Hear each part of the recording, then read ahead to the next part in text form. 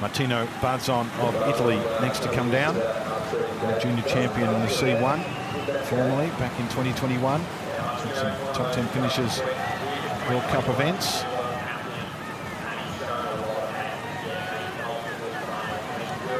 Fun fact, Martino's brother Giacomo Barzon is our new pathways coach in Australia. In Australia. Welcome.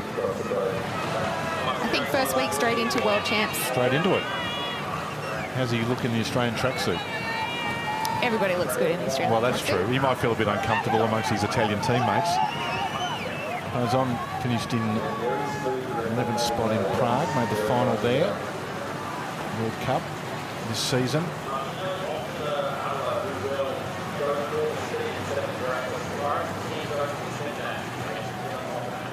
And he's having a good run.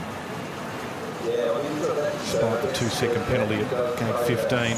So at the moment, anything within 5 seconds of the lead would be enough to make it through. In fact, almost 6 seconds. 5.51.